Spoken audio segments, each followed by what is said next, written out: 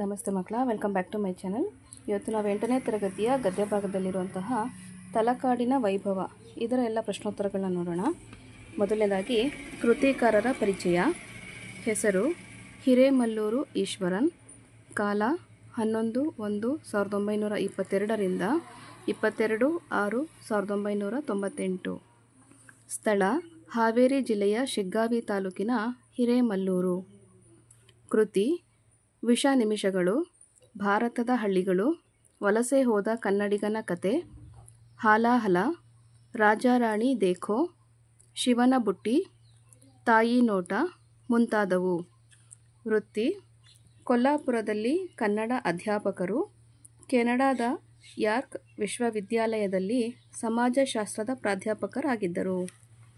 ಪ್ರಶಸ್ತಿ ಇವರು ಹರಿಹರನ ಕೃತಿಗಳು ಒಂದು ಸಂಖ್ಯಾ ನಿರ್ಣಯ ಮಹಾಪ್ರಬಂಧಕ್ಕೆ ಡಾಕ್ಟರೇಟ್ ಪಡೆದಿದ್ದಾರೆ. ಹಿರೇಮಲ್ಲೂರು ಈಶ್ವರನ್ ರವರ ಕವಿ ಕಂಡ ನಾಡು ಪ್ರವಾಸ ಕಥನದಿಂದ ಪ್ರಸ್ತುತ ಭಾಗವನ್ನು ಆರಿಸಿ ಸಂಪಾದಿಸಿ ನಿಗದಿಪಡಿಸಿದೆ. ಈಗ ಪ್ರಶ್ನೋತ್ತರಗಳನ್ನು ನೋಡೋಣ ಮಕ್ಕಳ. ಮೊದಲನೇ ಹೆಡ್ಡಿಂಗ್ ನೋಡಿ. ಕೊಟ್ಟಿರುವ ಪ್ರಶ್ನೆಗಳಿಗೆ ಒಂದು ವಾಕ್ಯದಲ್ಲಿ ಉತ್ತರಿಸಿ. ಪ್ರಶ್ನೆ 1. ಲೇಖಕರು ಪ್ರವಾಸದ ವಿವರವನ್ನು ಬರೆಯಲು ಆರಂಭಿಸಿದ್ದು ಎಲ್ಲಿ? ಉತ್ತರ: ಲೇಖಕರು ಶಿವನ ಸಮುದ್ರದ ಪ್ರವಾಸಿಗರ ನೀಲ್ ಮನೆಯಲ್ಲಿ ಪ್ರವಾಸದ ವಿವರವನ್ನು ಬರೆಯಲು ಆರಂಭಿಸಿದರು. ಪ್ರಶ್ನೆ 2. ಗಂಗರ ಮೊದಲ ರಾಜಧಾನಿ ಯಾವುದು? ಉತ್ತರ: ಗಂಗರ ಮೊದಲ ರಾಜಧಾನಿ ಕೋಲಾರ. ಪ್ರಶ್ನೆ 3. ರಾಯಣ್ಣ ಎಂದು ಯಾರನ್ನು ಕರೆಯುತ್ತಿದ್ದರು? ಉತ್ತರ: ಗಂಗರ ಮಂತ್ರಿಯಾಗಿದ್ದ ಚಾವುಂಡರಾಯನನ್ನು ರಾಯ ಅಣ್ಣ ಎಂದು ಕರೆಯುತ್ತಿದ್ದರು. ನೆಕ್ಸ್ಟ್ ನೋಡಿ ಮಕ್ಕಳ. ಪ್ರಶ್ನೆ 4. ಚಾವುಂಡರಾಯ ಕನ್ನಡಕ್ಕೆ ಕೊಟ್ಟ ಕಾಣಿಕೆ ಏನು? ಉತ್ತರ: ಚಾವುಂಡರಾಯ ಪುರಾಣ ಎಂಬ ಹೆಸರಿನ 63 ಪುಣ್ಯ ಪುರುಷರ ಚರಿತ್ರೆ ಚಾವುಂಡರಾಯ ಕನ್ನಡಕ್ಕೆ ಕೊಟ್ಟಂತಹ ಕಾಣಿಕೆ. ಪ್ರಶ್ನೆ 5. ವಿಷ್ಣುವರ್ಧನ ವೀರನಾರಾಯಣ ದೇಗುಲವನ್ನು ಕಟ್ಟಿಸಲು ಕಾರಣವೇನು? ಉತ್ತರ: ಕ್ರಿಸ್ತಕ ಶಬ್ದ 1117ನೇ ವರ್ಷದಲ್ಲಿ ವಿಷ್ಣುವರ್ಧನ ದೇವ ತಲಕಾಡಿನ ವಿಜಯದ ಕಾರಣ ವೀರನಾರಾಯಣನ ಹೆಸರಿನಲ್ಲಿ ದೇಗುಲ ಕಟ್ಟಿಸಿದನು. ಮುಂದಿನ ಪ್ರಶ್ನೆ ನೋಡಿ. ಪ್ರಶ್ನೆ 6. ರಾಷ್ಟ್ರದ ಚಾರಿತ್ರ್ಯದ ಹೆಗ್ಗುರುತು ಯಾವುದು? ಉತ್ತರ: ನಮ್ಮ ದೇಗುಲಗಳು ನಮ್ಮ ರಾಷ್ಟ್ರದ ಚಾರಿತ್ರ್ಯದ ಹೆಗ್ಗುರುತಾಗಿದೆ. ನೆಕ್ಸ್ಟ್ ಹೆಡ್ಡಿಂಗ್ ನೋಡಿ ಮಕ್ಕಳ. ಕೊಟ್ಟಿರುವ ಪ್ರಶ್ನೆಗಳಿಗೆ 2-3 ವಾಕ್ಯಗಳಲ್ಲಿ ಉತ್ತರಿಸಿ. ಪ್ರಶ್ನೆ 1.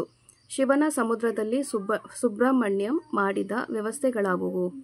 ಉತ್ತರ: ಶಿವನ ಸಮುದ್ರದಲ್ಲಿ ಸುಬ್ರಹ್ಮಣ್ಯಂ ರವರು ಲೇಖಕರು ಮತ್ತು ಅವರ ಸ್ನೇಹಿತರನ್ನು ವಿಶ್ವಾಸದಿಂದ ಸ್ವಾಗತಿಸಿದರು.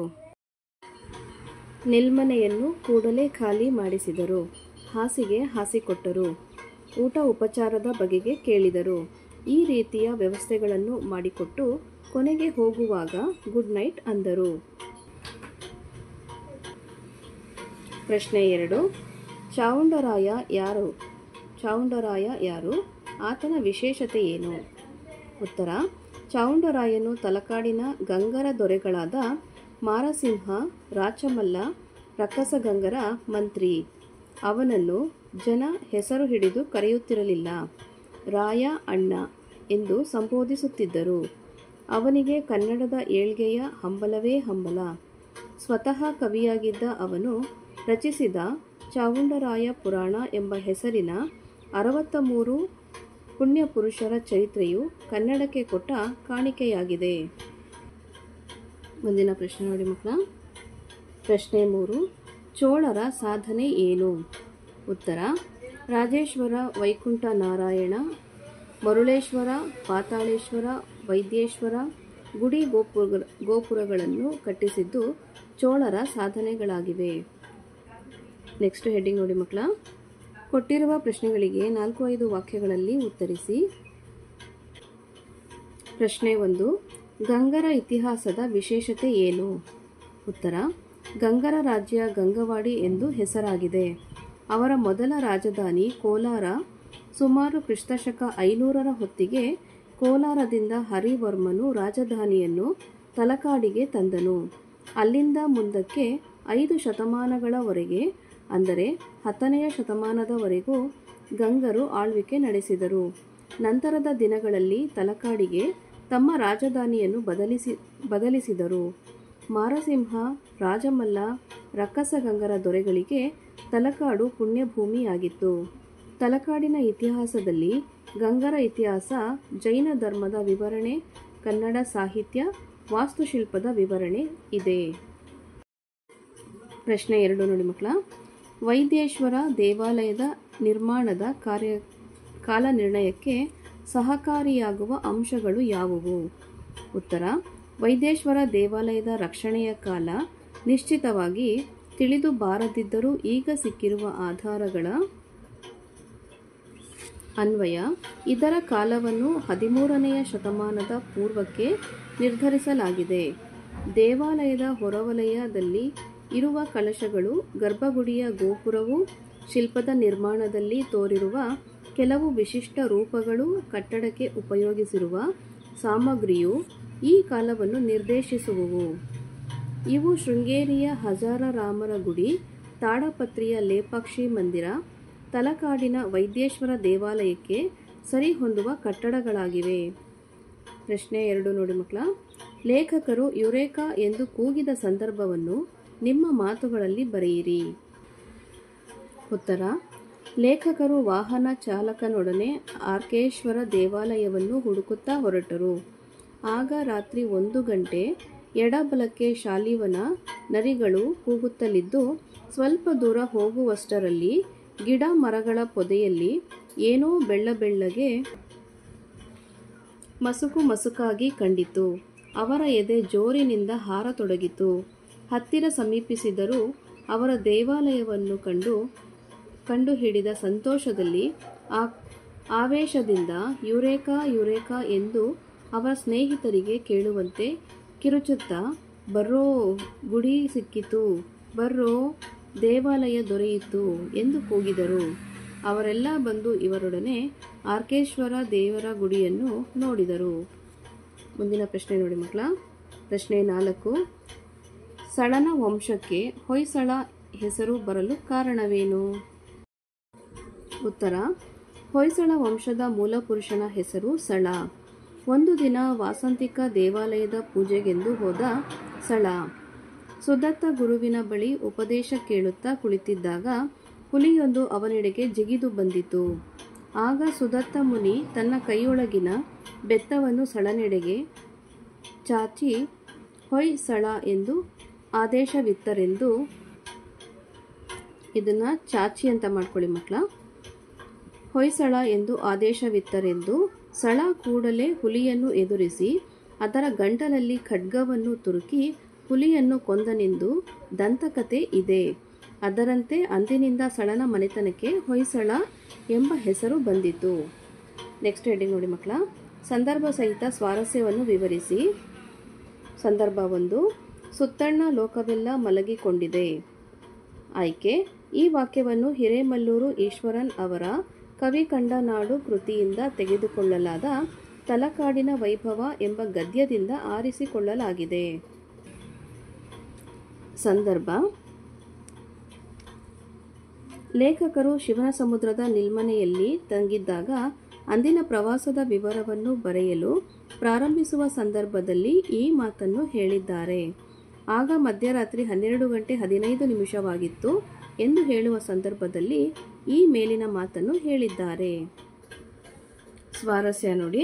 ಇಲ್ಲಿ ಲೇಖಕರು ಮಧ್ಯರಾತ್ರಿಯಾಗಿದ್ದರೂ ಸಾಹಿತ್ಯ ಬರೆಯುವುದರಲ್ಲಿ ಹೊಂದಿದ್ದ ಆಸಕ್ತಿ ಮತ್ತು ಶ್ರಮ ಸ್ವಾರಸ್ಯಪೂರ್ಣವಾಗಿದೆ. ಸಂದರ್ಭ 2 ನೋಡಿ. ಅದು ಕಲಾಶ್ರೀ ವಿಹರಿಸುವ ನಂದನವನ. ಆಯ್ಕೆ ಮೊದಲನೇ ಸಂದರ್ಭದಿಂದ ತಗೊಳ್ಳಿ ಮಕ್ಕಳ. ಸಂದರ್ಭ: ಲೇಖಕರು ಗಂಗರ ಇತಿಹಾಸದ ಬಗ್ಗೆ ವಿವರಿಸುವ ಸಂದರ್ಭದಲ್ಲಿ ಈ ಮಾತನ್ನು ಹೇಳಿದ್ದಾರೆ. ರತ್ನನು ತಲಕಾಡಿನ ಮಣ್ಣನ್ನು ನಂಬಿ ಮುದವೊಳಲಿನಿಂದ ಓಡಿ ಬಂದನು. ಆತನಿಗೆ ಇಲ್ಲಿ ರಾಯ ಮತ್ತು ಅತ್ತಿಮಬ್ಬೆಯ ಆಶ್ರಯ, ಅಜಿತಸೇನಾ ಗುರುಗಳ ಶಿಷ್ಯವೃಂದವಿತ್ತು. ತಲಕಾಡು ಅದು ಕಲಾಶ್ರೀ ವಿಹರಿಸುವ ನಂದನವನವಾಗಿತ್ತು ಎಂದು ಅಭಿಪ್ರಾಯಪಟ್ಟಿದ್ದಾರೆ. ಸ್ವಾರಸ್ಯ ನೋಡಿ ಮಕ್ಕಳ. ತಲಕಾಡು ಕಲೆ, ಸಾಹಿತ್ಯ, ವಾಸ್ತುಶಿಲ್ಪಕ್ಕೆ ಹೆಸರುವಾಸಿಯಾಗಿದ್ದು ಕಲಾಲಕ್ಷ್ಮಿ ವಿಹಾರ ಮಾಡುತ್ತಾಳೆ ಎಂಬುದು ಇಲ್ಲಿ ಬಹಳ ಸ್ವಾರಸ್ಯಕರವಾಗಿದೆ. ಸಂದರ್ಭ 3 ನೋಡಿ ಮಕ್ಕಳ. ಮೋಟಾರು ಓಡಲೊಲ್ಲದು, ಸಾರಥಿ ನಿಲ್ಲಿಸಲಾರನು. ಆಯ್ಕೆ ಮೊದಲನೇ ಸಂದರ್ಭದಿಂದ ತಗೊಳ್ಳಿ ಮಕ್ಕಳ. ಸಂದರ್ಭ: ಲೇಖಕರು ಆರ್ಕೇಶ್ವರ ದರ್ಶನವೊಂದು ಮುಗಿದರೆ ತಲಕಾಡಿನ ಪಂಚಲಿಂಗಗಳ ದರ್ಶನ ಪೂರ್ತಿಯಾಗುವುದೆಂದು ಕೊರಗಲು ದಾರಿಯಲ್ಲಿ ಹೋಗುತ್ತಿದ್ದ ಮೋಟಾರು ಓಡಲೊಲ್ಲದು, ಸಾರಥಿ ನಿಲ್ಲಿಸಲಾರ ಎಂದು ಈ ಸಂದರ್ಭದಲ್ಲಿ ಹೇಳಿದ್ದಾರೆ. ಆರ್ಕೇಶ್ವರ ದೇವಾಲಯ ಕಾಣದೆ ಹೋದರೆ ಮನಸ್ಸಿನಲ್ಲಿ ಕೊನೆಯವರೆಗೂ ಅತೃಪ್ತಿ ಉಳಿಯುತ್ತದೆ ಎಂದು ಲೇಖಕರು ಅಭಿಪ್ರಾಯಪಟ್ಟಿದ್ದಾರೆ. ಸ್ವಾರಸ್ಯ ನೋಡಿ ಮಕ್ಕಳ.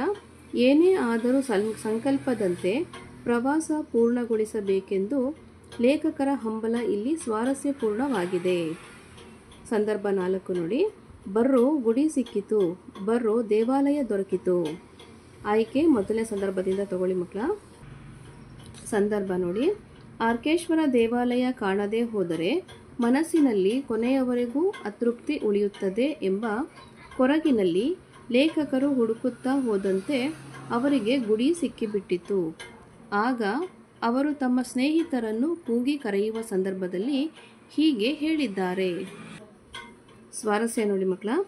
ಆರ್ಕೇಶ್ವರ ದೇವಾಲಯ ಸಿಕ್ಕಿದಾಗ ಲೇಖಕರಿಗೆ ಸಂತೋಷ, ಆವೇಶಗಳು ಇಲ್ಲಿ ಸ್ವಾರಸ್ಯಪೂರ್ಣವಾಗಿ ವ್ಯಕ್ತವಾಗಿದೆ.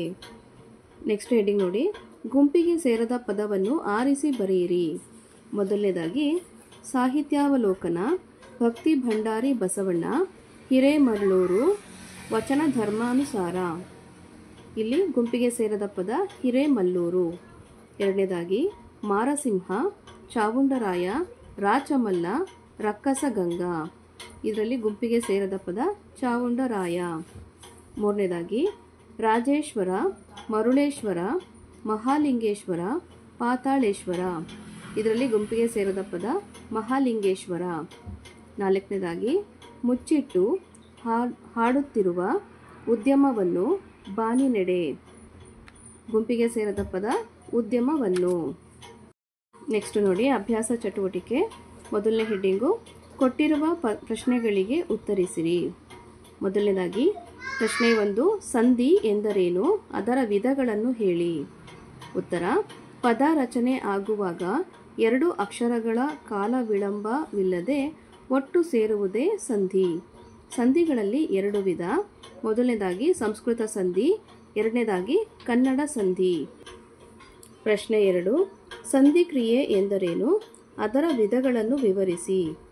ಉತ್ತರ: ಸಂಧಿಯಾಗುವಾಗ ಕೆಲವು ವ್ಯತ್ಯಾಸಗಳಾಗುತ್ತವೆ. ಈ ವ್ಯತ್ಯಾಸವೇ ಸಂಧಿ ಕ್ರಿಯೆ. ಅದರ ವಿಧಗಳು ನೋಡಿ. ಲೋಪ, ಆಗಮ, ಆದೇಶ ಎಂಬ 3 ವಿಧದ ಕ್ರಿಯೆಗಳು ನಡೆಯುತ್ತವೆ. ಲೋಪ ಸಂಧಿ. ಸಂಧಿ ಕ್ರಿಯೆ ಆಗುವಾಗ ಸ್ವರದ ಮುಂದೆ ಸ್ವರ ಬಂದು ಪೂರ್ವ ಪದದ ಸ್ವರ ಲೋಪವಾದರೆ ಅದು ಲೋಪ ಸಂಧಿ. ಉದಾಹರಣೆ ಊರೂರು, ಊರು ಪ್ಲಸ್ ಊರು. ನೆಕ್ಸ್ಟು ಆಗಮ ಸಂಧಿ.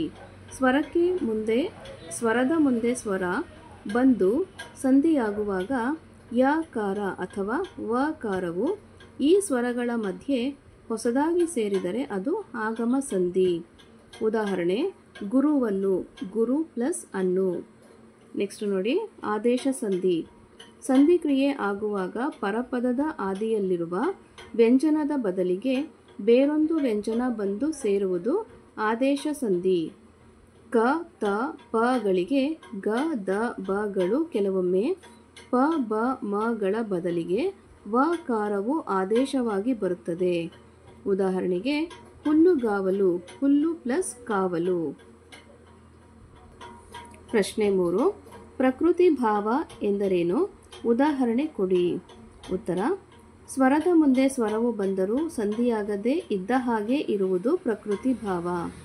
ಉದಾಹರಣೆಗೆ ಓಹೋ ಪ್ಲಸ್ ಅಜ್ಜಿ ಬಂದರೆ ಅಕ್ಕ ಪ್ಲಸ್ ಇತ್ತ ಬಾ. ಓಕೆ, ನೆಕ್ಸ್ಟ್ ಹೆಡಿಂಗ್ ನೋಡಿ ಮಕ್ಕಳ. ಕೊಟ್ಟಿರುವ ಪದಗಳನ್ನು ವಿಂಗಡಿಸಿ ಸಂಧಿ ಹೆಸರಿಸಿ. ನಿಮಿಷವಾಗಿದೆ, ನಿಮಿಷ ಪ್ಲಸ್ ಆಗಿದೆ, ಆಗಮ ಸಂಧಿ.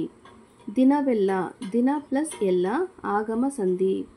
ನಿಲ್ಮನೆಯನ್ನು, ನಿಲ್ಮನೆ ಪ್ಲಸ್ ಅನ್ನು, ಆಗಮ ಸಂಧಿ. ಸಂದೇಹವಿಲ್ಲ, ಸಂದೇಹ ಪ್ಲಸ್ ಇಲ್ಲ, ಆಗಮ ಸಂಧಿ. ಕಥನವಿದೆ, ಕಥನ ಪ್ಲಸ್ ಇದೆ ಆಗಮ ಸಂಧಿ. ಮಿಗಿಲಾಗಿ, ಮಿಗಿಲು ಪ್ಲಸ್ ಆಗಿ ಆಗಮ ಸಂಧಿ. ನೆಕ್ಸ್ಟ್ ನೋಡಿ, ಚರಿತ್ರೆ ಇದೆ, ಚರಿತ್ರೆ ಪ್ಲಸ್ ಇದೆ ಆಗಮ ಸಂಧಿ. ಹೆಸರಾಗಿದೆ, ಹೆಸರು ಪ್ಲಸ್ ಆಗಿದೆ ಲೋಪ ಸಂಧಿ. ತಲೆ ಎತ್ತಿ, ತಲೆ ಪ್ಲಸ್ ಎತ್ತಿ ಆದೇಶ ಸಂಧಿ. ಮುಚ್ಚಿಟ್ಟು, ಮುಚ್ಚಿ ಪ್ಲಸ್ ಇಟ್ಟು ಲೋಪ ಸಂಧಿ. ಬಾನಿನೆಡೆ, ಬಾನಿನ ಪ್ಲಸ್ ಎಡೆ ಲೋಪ ಸಂಧಿ. ಪೂರ್ತಿಯಾಗಿ, ಪೂರ್ತಿ ಪ್ಲಸ್ ಆಗಿ ಆಗಮ ಸಂಧಿ. ಹಳ್ಳ ಒಂದು, ಹಳ್ಳ ಪ್ಲಸ್ ಒಂದು ಆದೇಶ ಸಂಧಿ. ತಾಸಾಗಿದೆ, ತಾಸು ಪ್ಲಸ್ ಆಗಿದೆ ಲೋಪ ಸಂಧಿ. ಊರಿಂದ, ಊರು ಪ್ಲಸ್ ಇಂದ ಲೋಪ ಸಂಧಿ.